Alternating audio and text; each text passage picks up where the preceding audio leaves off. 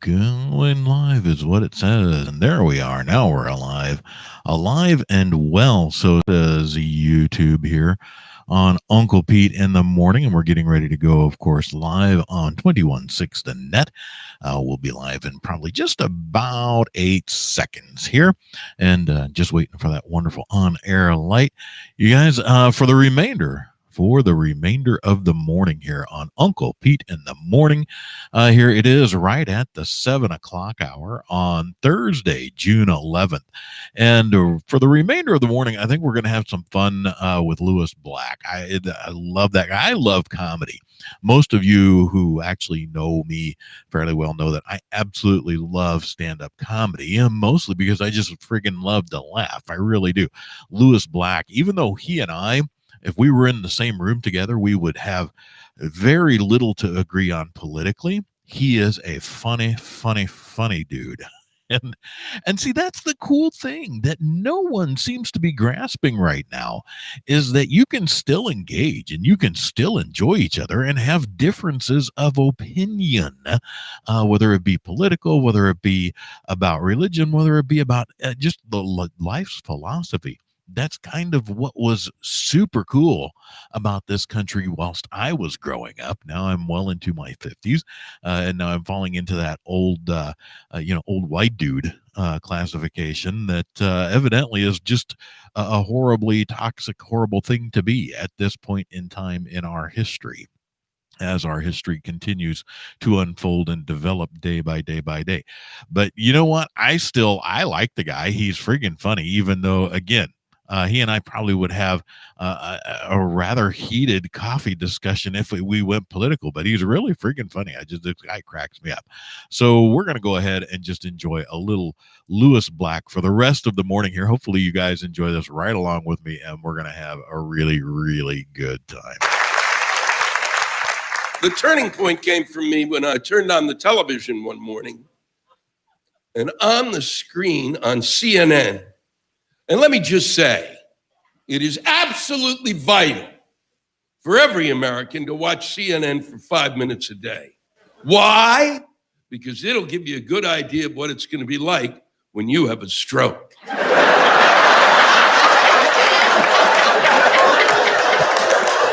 It'll just be two people mumbling, and the crawl will be going, "Wake up, wake up, wake up!"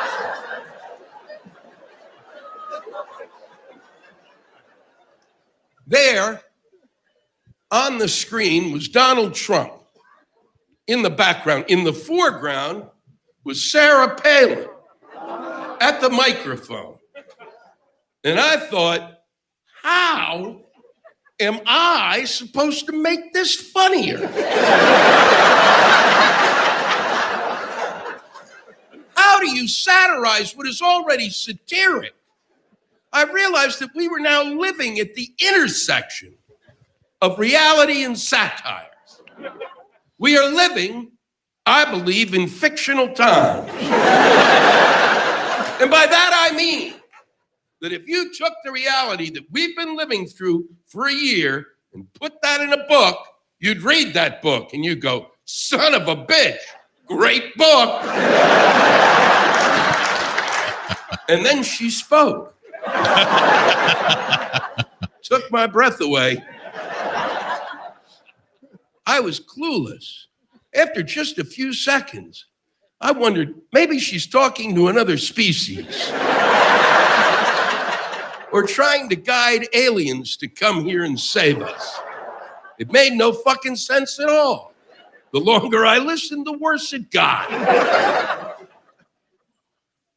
And then, that weekend, on Saturday Night Live, Tina Fey came on and did her brilliant Sarah Palin.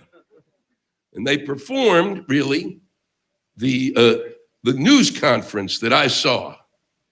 And Tina Fey used about 85% of what Sarah Palin actually said. Her writers didn't have to work. And I thought, my job is done.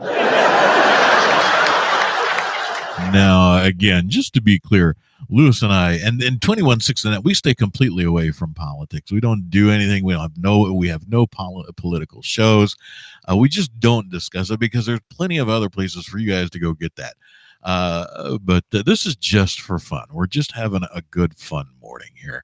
Lewis Black. Now, of course, we know Lewis has a little bit of language to him, and we are not FCC regulated. We're internet radio, and that means we get to play everything in its original intended form by the artist. We are ASCAP licensed, which lets us play a lot of cool stuff.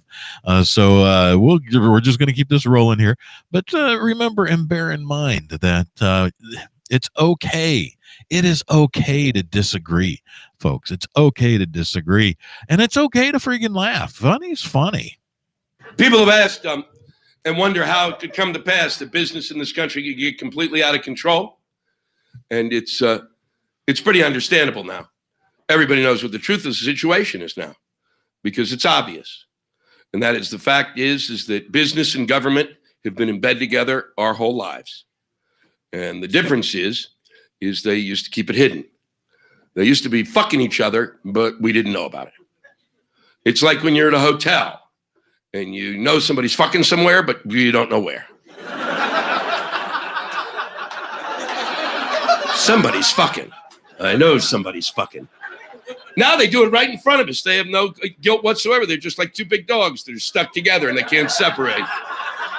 Even a glass of water won't stop them. They're out of control. But that's just the way it is. I don't care if you're Democrat or Republican. Okay, it doesn't matter. Both parties are up to their neck in this. It's unbelievable. You can take any political leader you want. Take Vice President Cheney, when and if you can fucking find him. He was completely gone. Then we went to war in Iraq, and he shows up on Sunday. We're going to go to war in Iraq, ha! And then he ran away again. I don't even think it's Dick Cheney anymore. I think he looks suspiciously like my old shop teacher.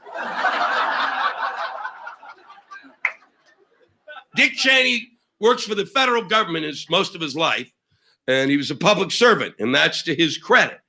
And then, as many public servants do, he went to work in the private sector. He's hired by Halliburton, an international oil company that hires him to be the CEO. It's a company, when Dick Cheney ran it, did business in the 90s with Saddam Hussein in Iraq. Someone that I've been told by my government was evil. And they made a ton of money there. And because they made a ton of money, when Dick Cheney was asked by George Bush to run with him, when he left the company to do that, the company gave him $31 million to thank him, because that's what companies do. And so he took the money and he ran to be the vice president, and he won. And at that point, I said, Vice President Cheney, I think you should return the money. And he said, Lewis, I think you should go fuck yourself. And he certainly had the right to say that, because he doesn't have to return the money, because there's no law in place, because we're fucking stupid. And we are. There are people who argue with me about this, and they're wrong. I usually see two sides to any question, and this time, no. I don't, because I think that we have got to rethink it, and we don't think about it very clearly, and neither do the people who lead us. We've elected you to be the vice president of this country, and by electing you to be the vice president, we have honored you in a way that is more important than money. That's why you don't get to keep the money, fucknut. Because we have said to you that we believe you are so good that you should be our leader and a role model. And if you're a really good role model, you should give the fucking money back. Because if you're the vice president, you don't have to worry for the rest of your life. And it may not be $31 million worth of no worries, but there ain't a moment in your life that you're ever going to want. You never read, he was the vice president, but now he's a heroin addict. He can walk into any bar in Minneapolis and the bartender go, fuck, it's the vice president. Somebody get him a margarita.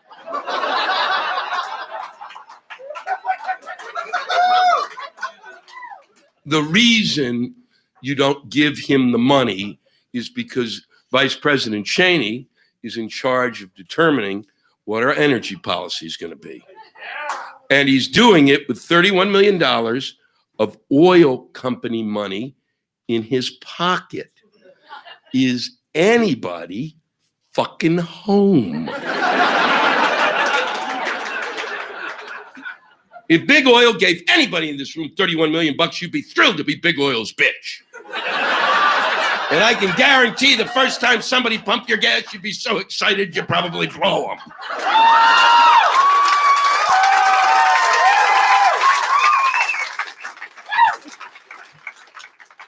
I think it'd be nice if our leaders could remember their childhood, because it would help in a lot of respects. It would have helped in just recently that we wouldn't have had to taken up the Supreme Court's time with the discussion of whether the Pledge of Allegiance should have the words "under God" in it. That was unbelievable. We've had this discussion about whether "under God" should be in the Pledge of Allegiance at least 5 or 6 times that I remember in my lifetime. And even to spend the time discussing it now. And then they didn't even really, decide on it. They threw it out. They just threw it out. They didn't make the decision. And I'm glad, because they're saving it, hopefully, for a more peaceable time when it makes sense to have an argument. That's what you save that kind of stuff for. You go, son of a bitch! God, it's been too nice for too long. Let's talk about that under God shit.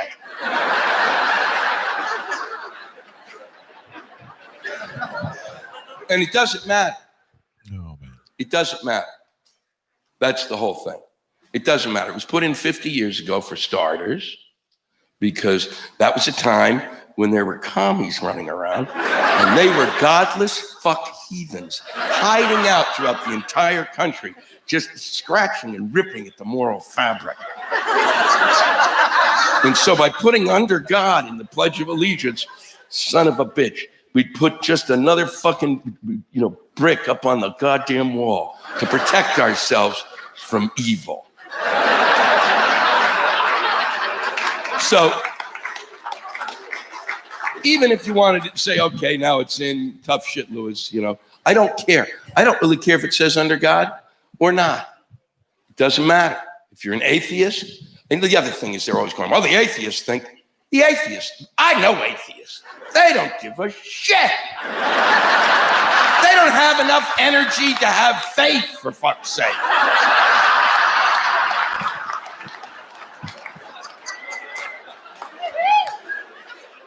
If the atheist doesn't want their child to say "under God," then the atheist should just have the child say "underdog." That way you have the same amount of syllables and you end at the same time. And to point out too, Underdog was one of my absolutely favorite cartoons when I was a kid.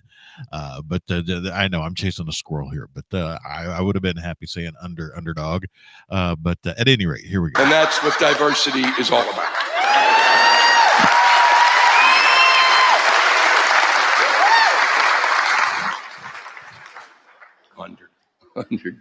Under God. The Christians, I think, really want to hold that in but that's stupid too, because no child, while saying the Pledge of Allegiance, when saying the words "under God," has experienced the rapture. But finally, and most importantly, it really doesn't matter if the words "under God" are in it or not, because the pledge is said by elementary school students, and they don't know what the fuck they're saying.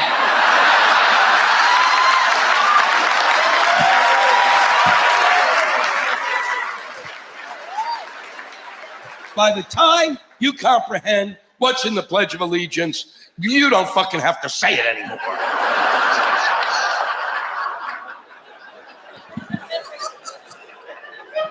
The Pledge of Allegiance ultimately is coffee for elementary school students. And to the republic for which it stands, one nation under God, indivisible, with liberty and justice for all. Fuck them in school! Can we say it again? I need a second cup. But that was the way. When I was a kid, that was the way your day started, and you didn't have a clue. It kind of goes along. Everybody talks about indoctrination in schools and such, but as a kid, you didn't have a clue what that actually meant. I remember in preschool, and there was a flag in every room, and kindergarten all the way up through grade school. Always a flag of in every room, usually a picture of the president of the United States in each room, or at least in the hallways or whatever when you went in. And you're like, oh, who's that old dude? Oh, that's the president. Oh, okay. And you went on and played kickball. And that was just your friggin' day. That's how you got the day. He's exactly right. That's how you got your friggin' day rolling as a kid. Now, I don't know. Do they even still do the pledge in school? I don't know. I have no clue. Any of those wonderful companies that have done so much to inspire us in terms of being confident when we put our money in the stock market. The federal government has not dealt with it in any way. None whatsoever. They can't seem to come up with laws. It's pretty simple. You don't want another Enron? Here's the law. If you have a company and it can't explain in one sentence what it does, it's illegal.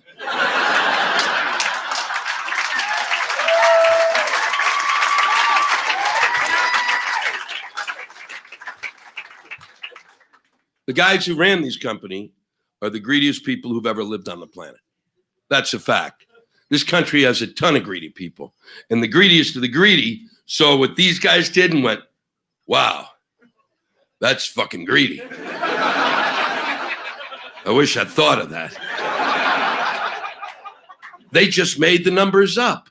Fuck, that was simple. I'm so stupid. These people were so greedy that the word greedy doesn't even apply to them.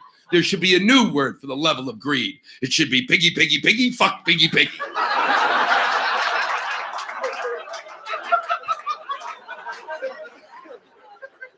Imagine this. A father and two sons run a company called Adelphia, and they take from the company $1 billion. 3 people took $1 billion. 3 people took $1 billion. 3 took $1 billion. What were they going to do? Start their own space program? That's right, Dad. We can launch our own animals. Why wouldn't you? They took $13 million of company money and used it to build a golf course in their own backyard. I'm just amazed that the people who worked for that company and knew that they did that didn't rise as one and slay them. I have never understood why the people of France chopped off Marie Antoinette's head. Now I fucking get it. But really, though? Dennis Kozlowski runs Tyco. He takes from the company $463 million because he had a lot of shit to buy. I'd like 5 tons of toothpaste. He took $16,000 of his money and used it to buy an umbrella stand. I will repeat that. He bought a $16,000 umbrella stand. The mind reels. Because many of us have an umbrella stand, and we call it a bathtub. My parents bought a $16,000 used car. You could put a lot of umbrellas in there. When you spend $16,000 on an umbrella stand, it's got to be made out of something very special in order to compel you to think, God, I can't live without that. I think it was probably made out of Martha Stewart's vagina.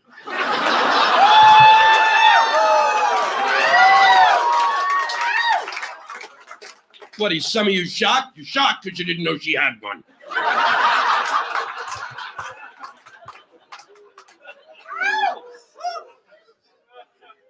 How did she make her money? That's, I really wonder. Actually, when I get up to heaven and God's there just before he says to me, what the fuck are you doing here? That's the question I'm going to ask. Where the fuck did Martha Stewart get her goddamn money, God? And he'll say, just get the fuck out of my face. Because it doesn't make any sense to me. Who watches her show? What woman in her right goddamn mind watches that show?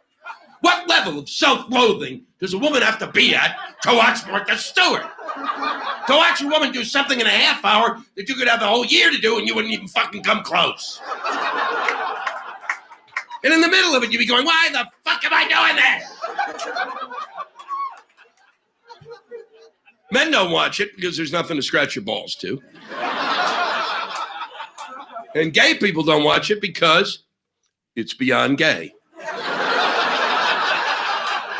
It's in a realm gayer than gay. It has a gayosity that is beyond gayness. Even the gays are going, she's out of control. I think the bitch needs medication.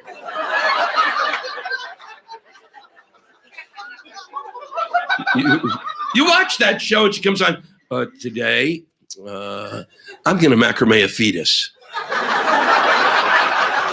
And at the end of the show, there's an infant crawling around on the kitchen floor with a Civil War uniform she knitted, and she baked a cherry pie.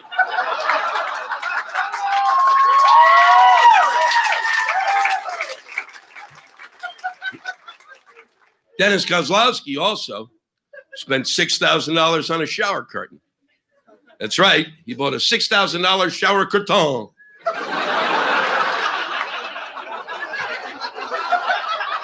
Why would you spend that much money on a bathroom? It's a bathroom. You're not going to change a bathroom. It's where you shit, you idiot. You can have a gold toilet. You're still going to take a dump in it. These guys should do hard time for what they did. And they should, and they won't. Our president said that they should do at least 10 years in prison. And our president is not in touch with reality. He's not, because it's not enough time. It really does show a lack of respect for the people who were fucked. It really does. 10 years? Fuck you. These people committed crimes, and we don't even know the level of damage that they did. And they're not going to even do 10 years. Chances are most of them will get off. They won't have to do anywhere near the kind of punishment they deserve. So I say, fuck the legal system. You know what you do? Send them to the nut house. We don't need a judge or a jury. All you need is a 9-year-old with common sense. You say, hey, 3 people took $1 billion. What do you think? And the kid would go, that's fucking nuts.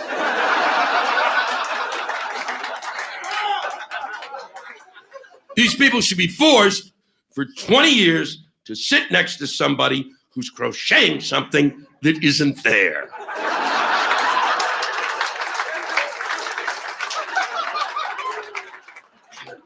I was trying to think what I would do with $463 million. That's a lot of money. What these guys did with the money really showed no creativity whatsoever. A lot of what occurred was mostly these guys were trying to one-up each other. And so they bought houses, second and third homes that they decorated and didn't live in, but they got a tax write-off for. And I'd have a joke about that, but it makes me too fucking angry.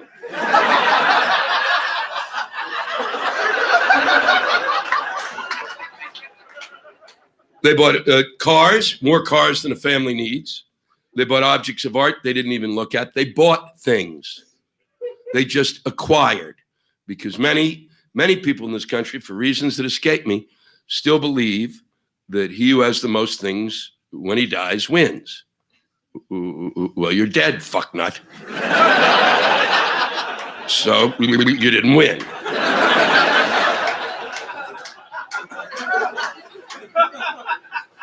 See, if you have that kind of money, I think the way you one-up people is by being creative.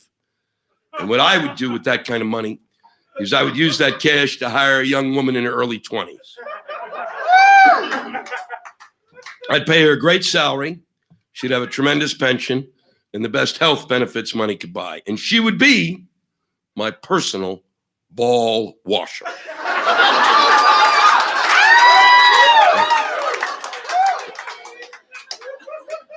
Now, I can sense some of you in the audience pulling away from me. And I have to say that upsets me because I came a long way just to share my dream with you.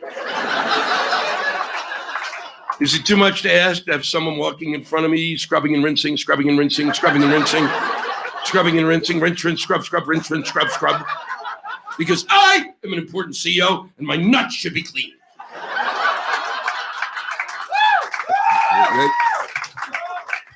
And then the other CEOs would gather. And they go, who's that? And they go, who is that? That is my personal ball washer. What did you guys buy? Another car?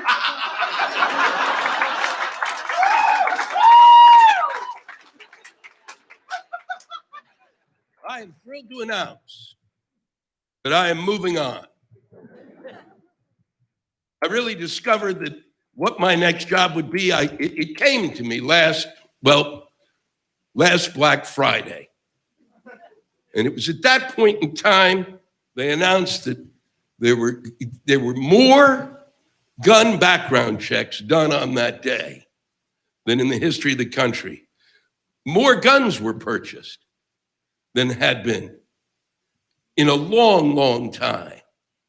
And when I saw this, I realized that if Christians were buying weaponry as gifts for their loved ones in order to celebrate the birth of Jesus Christ, their Lord and Savior, then I, a Jew, knew a moneymaker when I saw one. So I'm thrilled to announce Oh my God.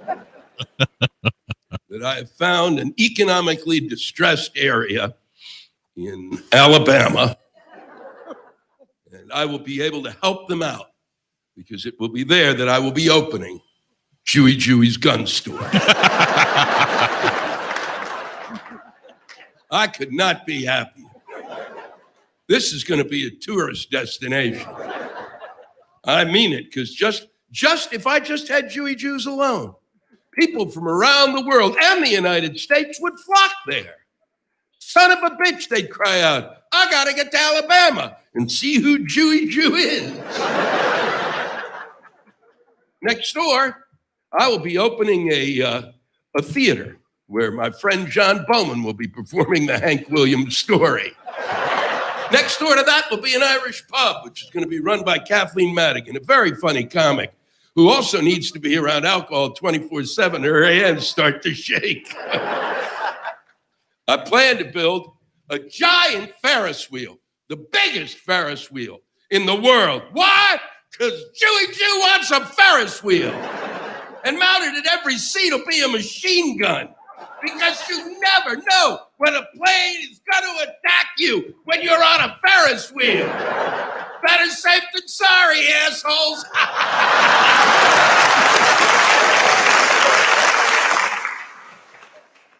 And in the back, I'll have a casino. Do we really need another casino? You're fucking right, we do. What makes my casino different is when you hit the jackpot, Jew himself will bring you 2 6-guns, and you can fire them in the air. I know about losing one's mind because when I was younger, I took LSD just to prepare me for the technological revolution. I would never tell anyone to try LSD. It is not a drug you suggest to people. It scared the shit out of me because for 30 minutes while on it, I lost my name. That's right. It's a lot different than forgetting your name. If you forget your name, it's still in here. You may find it. If you lose your name, it's out there. It could be anywhere, and you may need to buy a plane ticket to go find it. And you can't turn to your friends because they're on LSD. They're having a cosmic conversation about something, and you can't bust in and go, holy shit, do any of you remember my fucking name? See, now, let me pause this right here. For those of you, I mean, it's stories. See, I'm at a loss for words, and that's unusual. It's stories like these that actually have kept me off of the drugs. Really, when I was much younger, I did have a bit of the alcohol. That didn't end well, and I had a little bit of the marijuana, and that did not end well for me. And that was all before I was 21. So I really not an imbiber, not a taker, not a user. It wasn't for me.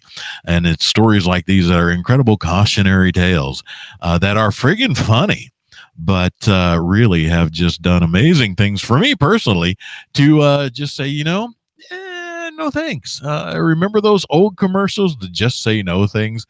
If and when you're not going down that road, it's that's something you can do.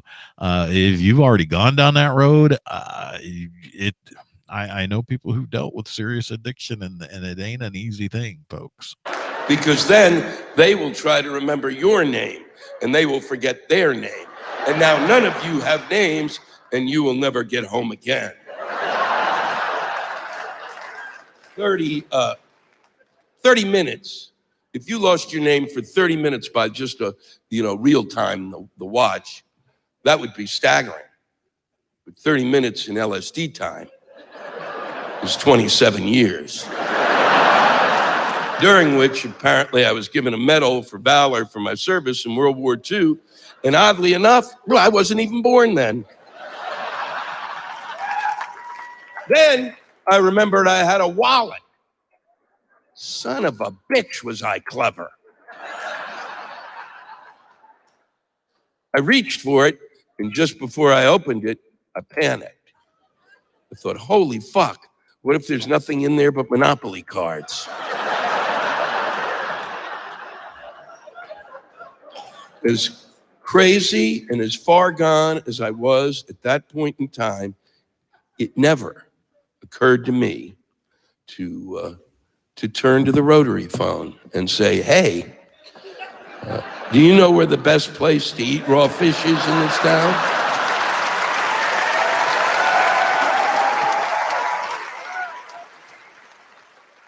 I actually thought that he should never have been the president. It never made any sense to me. Because he was running to be the president initially, he said something that was so astonishing, I could not believe it. He said, over 100 times he said this. He said, one of the great accomplishments while I was the governor of Arkansas was to take my state in education from 50th to 49th. And I thought, Bill, you should probably keep that a secret.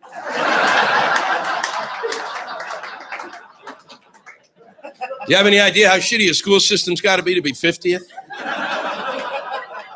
3 years ago, Alabama was 47th. And the people of Alabama were so upset they sued the state. That means the people of Alabama sued themselves. They said, I'm taking your ass to court. I'm going to give me a lawyer and I'm going to squeeze your nuts, Bubba. You'll never have another proper dental plan again. 70% of the schools in Alabama did not have microscopes. 70%. So you know what they do? They show the kids a picture of a microscope. If your school doesn't have the common sense to have a fucking bake sale and buy a couple of them, then don't have a school. Just wake the kids up and show them a picture of a school.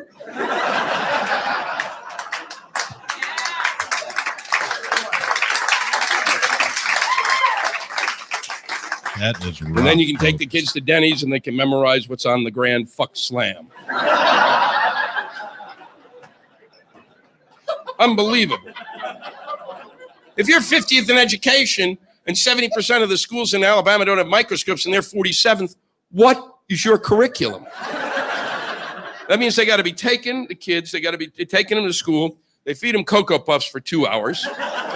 Then they open the door to the school and they let the kids run and run. And whoever hits the most trees gets an A.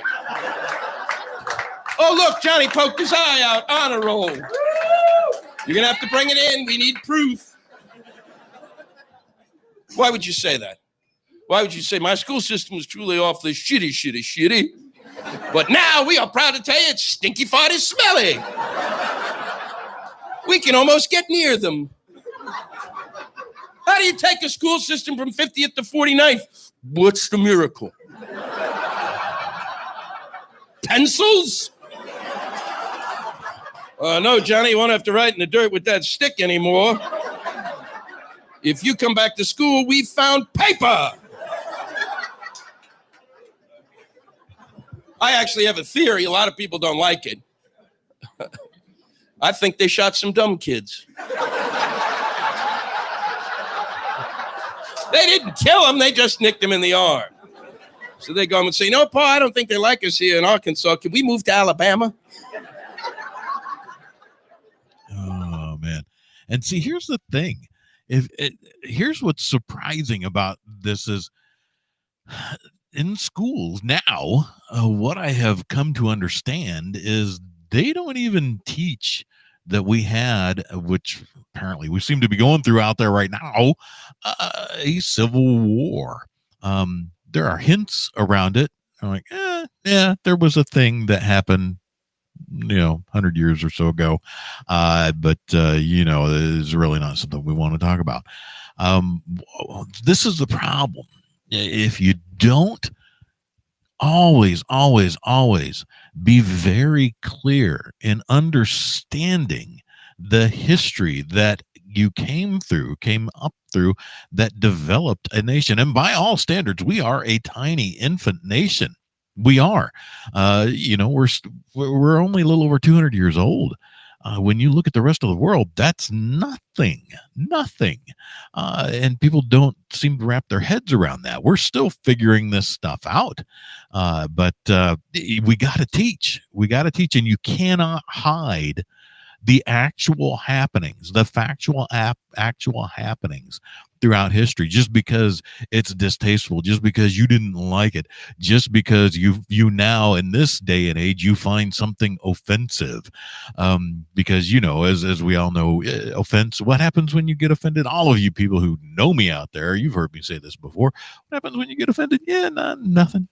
No, you don't get cut. You don't get a broken arm unless someone is so offended that they come out and break your arm or burn your shit down.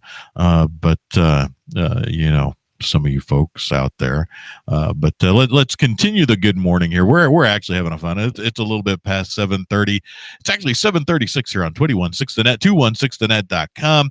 I love Lewis Black. He makes me laugh. He and I are nowhere on the scope of ideology together, but he is freaking funny, and that's okay. You can enjoy someone's comments and commentary, and they can make you laugh. You don't have to agree with them, and that's the whole thing that I am trying to demonstrate. He's freaking funny. He really truly is. But you know what's not freaking funny but is incredibly awesome and very, very cool is that Natural Therapy Wellness Center has been with 216thenet as a partnering advertiser here ever since the very beginning. Natural Therapy Wellness Center, 815-385-8190. They're right here in McHenry, Illinois, McHenryMassage.com. Of course, you all know that a massage can be a great way to pamper yourself. It can also help alleviate or sometimes even cure ailments and that stress you deal with on a day-to-day basis. And let me tell you, I've seen an awful lot of people out there dealing with a bit of stress lately. Contact Natural Therapy Wellness Center. Speak with one of their certified massage therapists. Natural Therapy Wellness Center, 815-385-8190. Check them out online, McHenryMassage.com. And they can tell you what they're able to do for you right now. I'm not quite clear what phase we're in and what's going on here in Illinois.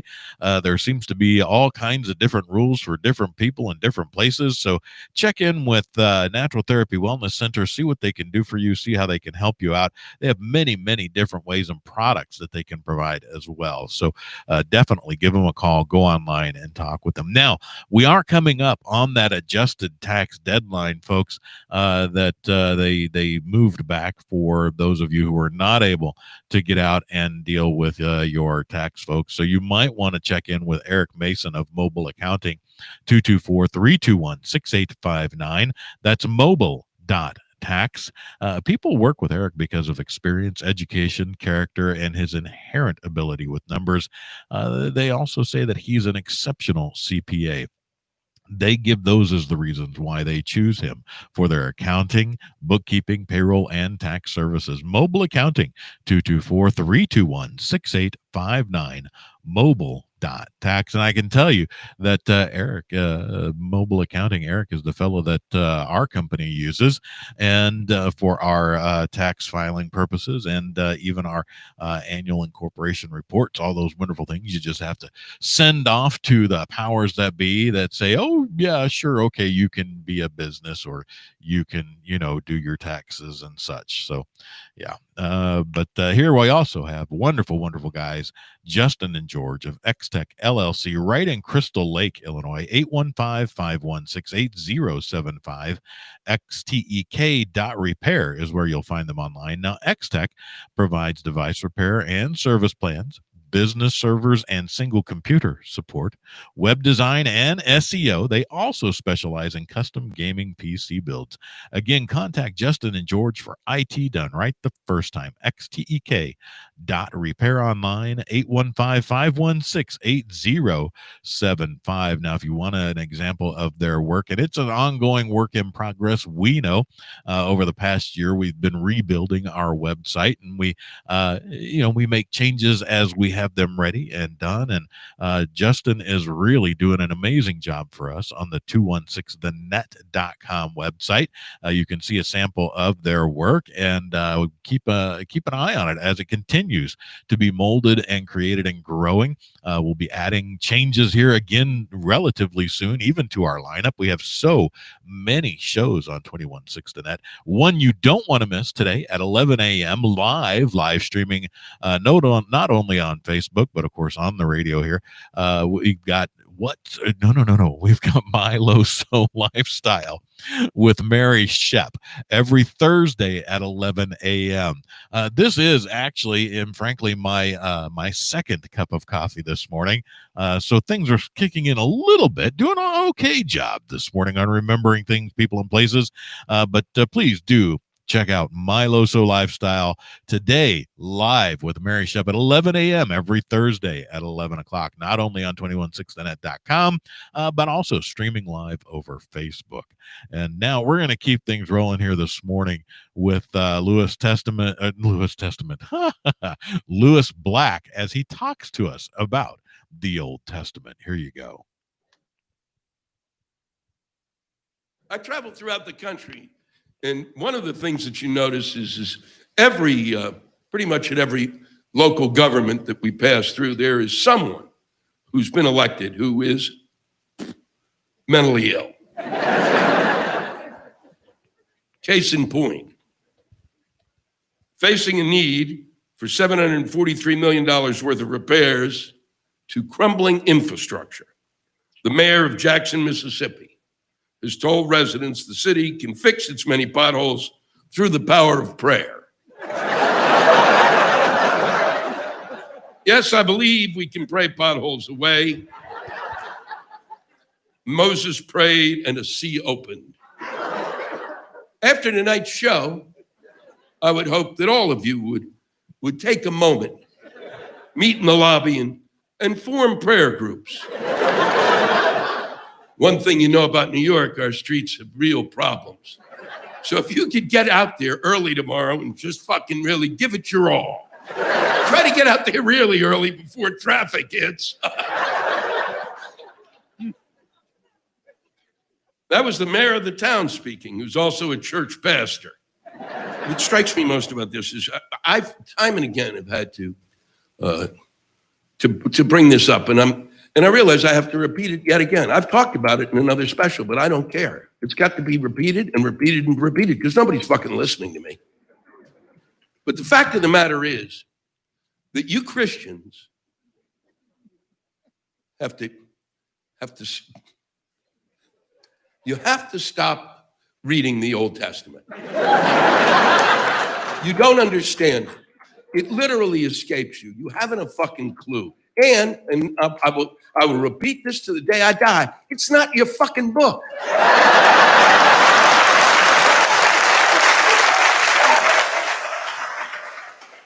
Our book has a really mean God. Boogie, boogie, boogie. Scared the shit out of you.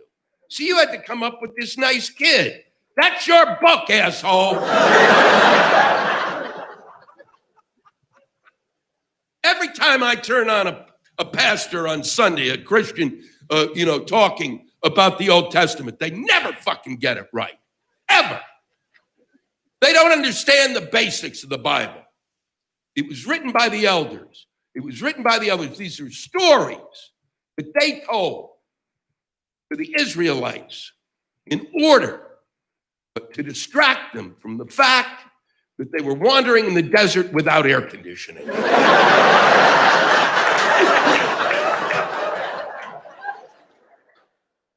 Moses prayed and the sea opened.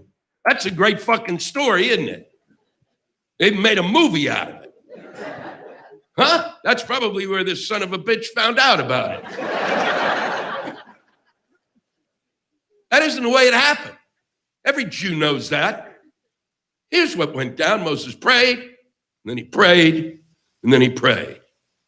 And then he went, fuck! And went to the Jewish people and said, we're going to have to walk around. But that's not a great story.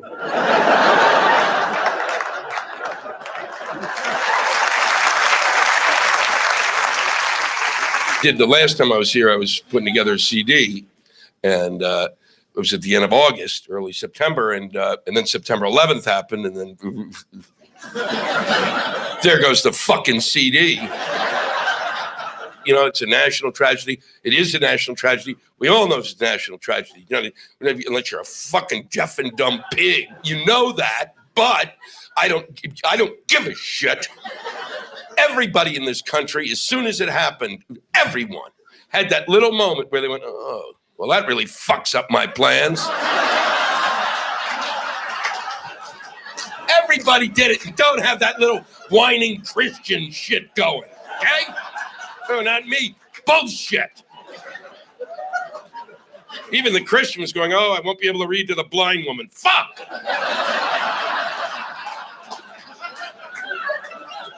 Amazing how just, boop, that's gone. No, can't talk. Can't say that about the president. No. Now, again, no politics on 21.6 This is something that happened 19 years ago. This is for some people it's a lifetime ago. A lot of people who are actually really young today, this is something that did not happen in their lifetime.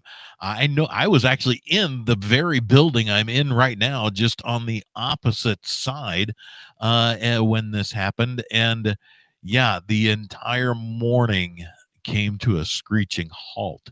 And everybody was kind of trying to figure out what was going on, what we were seeing, what really just happened. I'm not kidding. Everything came to a screeching halt, and you were just like, oh, what now? What now? What's next? What's going on? And it did. He's not wrong. You're like, oh crap. We got everything stopped. And he's not wrong across the entire country. We didn't know how to react to that sort of thing because it hadn't happened. That thing had not happened in our lifetimes. That thing had not happened here on American soil. And now here we are 19 years later. You know what? Not going to preach. Not this morning. I just want to laugh. I just want to have a good time. So we're going to let Lewis Black keep going on here.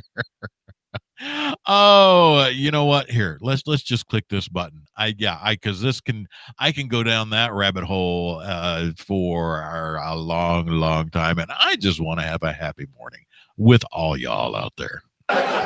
20 minutes on Cheney. Bye.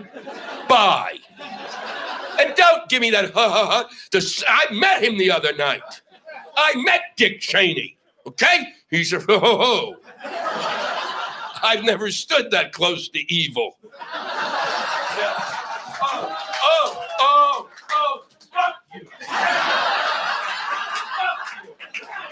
you. And your Republican bullshit nonsense.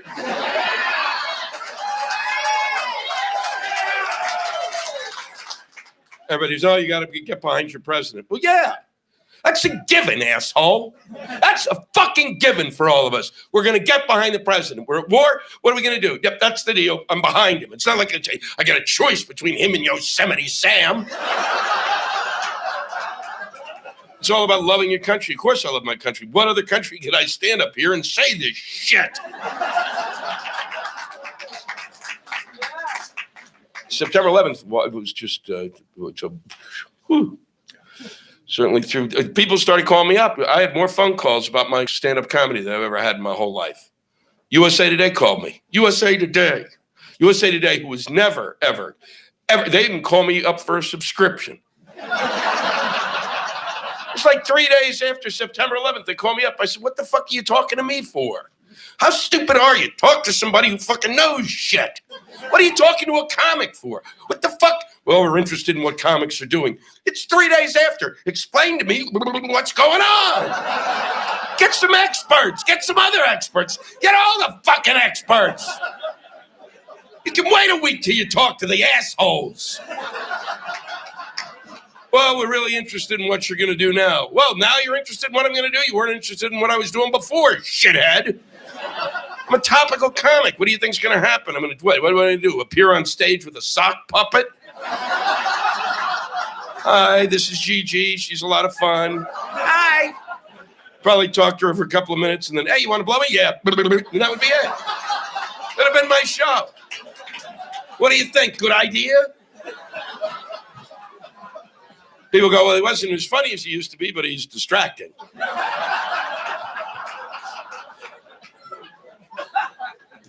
But the problem is that one of the scariest things to me about that war was the fact that it was not an easy war for people to take either side on. And the fact of the matter was that this country, as it does every time it comes down to war, completely loses its sense of humor. And when we do that, we become dangerously close to what we hate about our enemies. The terrorist is a person without humor at all. And we began to act like this. And neither side knew exactly what they were talking about. I've reached the point where everything I watch on television, I think is a lie. I don't believe anything anymore. Because if I believe one side, then I start going, well, fuck, that's crazy. And then I leave the other side and go, well, they're crazier too. And then it doesn't matter anymore. It doesn't fucking matter. So at least maintain your humor. And we didn't. They actually came out with, this administration did it. They actually started to yell that, that those who were against the war, once again it started, oh boy, you might as well be for Saddam Hussein. Well, you know what? That's bullshit. And that kind of crap's got to stop. I didn't fucking spend my time living through the era of Vietnam to fucking come around to this fucking time and not having learned that the goddamn situation boils down to this. If you're against a war, it doesn't mean that you're for the other side.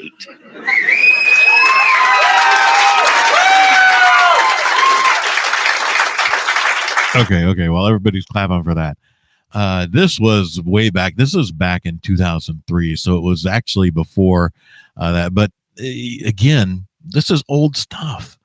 And he said something very important. Just because you believe in, one thing and you're against another doesn't mean you're on the opposite side.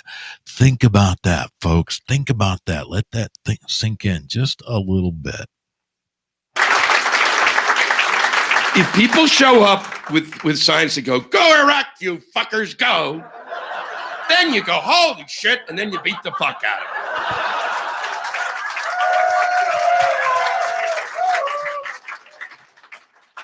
But our enemies is scary because they have no humor. None. They never had humor. These are people who wandered the desert and never ran into a knock-knock joke. Which is the price you pay for living intense. But all I'm saying is one would think they would have had a flap joke. It's been an absolute pleasure. I love you guys. Thank you.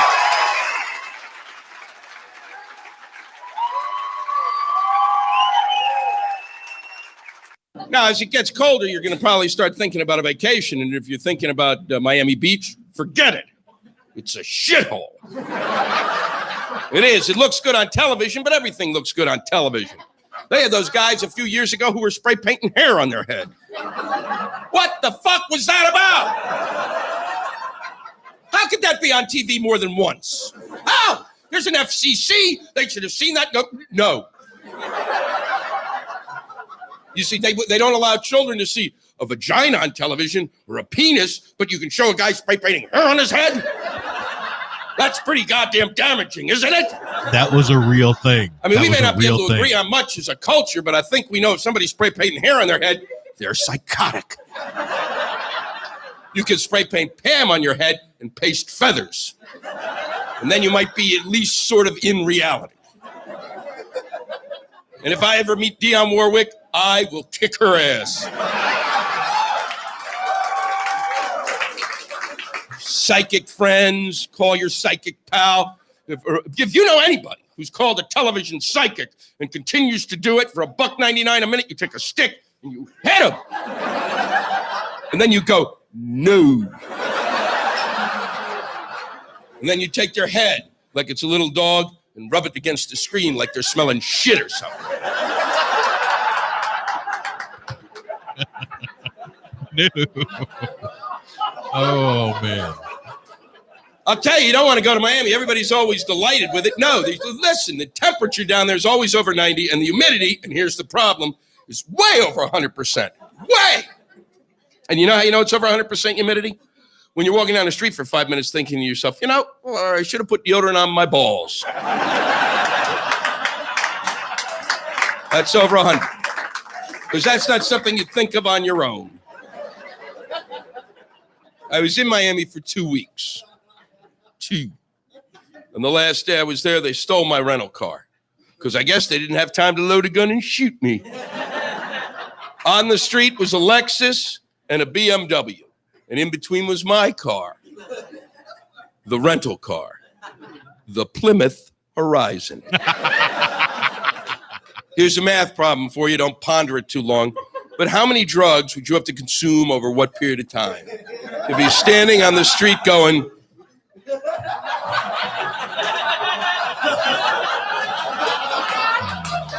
Choices. Do you want a and that this was actually, again, this little bit here came out back in 2000. Lewis Black, absolutely amazing. Loved this guy. He's so hilarious. Again, he and I are not anywhere near relatable on the political spectrum. We just aren't, but he's freaking funny. And that again, folks, you can enjoy each other. You can engage. You can debate. You can have so much fun. And I encourage you all to do that, to have as much fun as you possibly can. This is Uncle Pete in the Morning, Monday through Thursday, 6 a.m. to 8 a.m. We're coming up we're just at the bottom of 7:57 in the morning. In fact, we just passed the 30-second mark of 7:57. It's only a handful of moments left here with you this morning. I hope you've been having fun with me. I hope you had a good time. Lewis Black has just always been someone that made me laugh. Again, people, you can enjoy each other. You can debate. You can have exchange of ideas. You can engage in comedic philosophies and thoughts, even on subject matters where you don't agree with the person delivering their ideas. And that is the wonderful joy of our First Amendment. We have somehow completely forgotten that we are a country that engages in an exchange of ideas, a free exchange of ideas, and that the First Amendment applies to our government, folks. It applies to the government, where you get to redress your grievances and assemble peaceably. That's what... man, so many folks are missing. I do hope that this Thursday, which is looking like a beautiful, bright, shiny, sunshiny, clear blue sky Thursday, at least out my window, is one that you all enjoy and have a great, great time with. Again, don't forget to tune in to Mary Shep with Milo So Lifestyle here at 11 o'clock this morning, Central Standard Time. We're going to have a good show. I know I think she's talking about low sodium grilling for the summer. So hopefully you guys will enjoy that. We're going to go ahead and let Lewis talk us out here. We'll finish up this bit with him. And I'll see you guys tomorrow morning, 6 a.m. Uncle Pete in the morning on the Power Hour playlist, 6 to 7. And then we'll have a very unique What's in Your Loaf with Deacon Skeet, 7:15 a.m. tomorrow morning. We'll catch y'all then. I got to have the horizon. You kidding me? I've never driven a car that's aqua. I called the police. Said they've stolen my rental car, the Plymouth Horizon. The policeman said, I guess they took it for a joyride. I said, I don't think you're listening, asshole. The car is a Plymouth Horizon. It is not a joy to ride. This is a car that goes 45 miles an hour with the wind. If you actually turn off the air conditioning, you supercharge the little fucker to 48. I got a nosebleed. I was having so much fun in the car. I didn't even want the piece of shit, so I was staggered to find out that somebody took it. They sent a policeman to investigate the case. He'd been in the United States for 6 minutes. It couldn't have been much longer than that because he did not have a grip on our language. Verbs eluded him. He said, and I'm quoting because I haven't got the time or the energy to make shit up anymore. He said, how you money make. And all I could think was, there's not enough deodorant for this conversation. Oh, my God. We could be here forever. It never crossed my mind I'd meet a cop in my own country who didn't speak my language. I believe that should be a law somewhere. Why? Because the man is carrying a gun. There should be rules like verbs. And when you can put the correct verb together with the right noun and actually ask the proper question, then we'll give you bullets. I do think, I agree with that.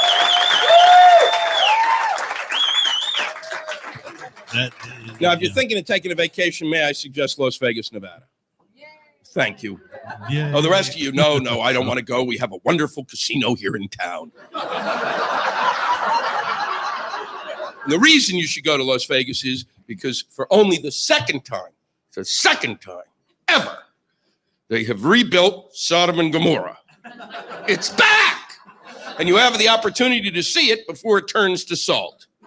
And you want to get out there before the Christian right finds out what we're up to and shits all over it. When you're in Las Vegas, a lot of people don't know what to do. Here's what you do. You go to the casino in your hotel. You get $100 in quarters upon your arrival. You immediately go to your room. You lock the door. Then you sit down on those beds and you look at those quarters for a long time. Why? Because you're never going to see them again. Then you take those quarters into the bathroom and you flush them one by one by one. And the nice thing about that is every so often the toilet will back up and you'll feel like a winner!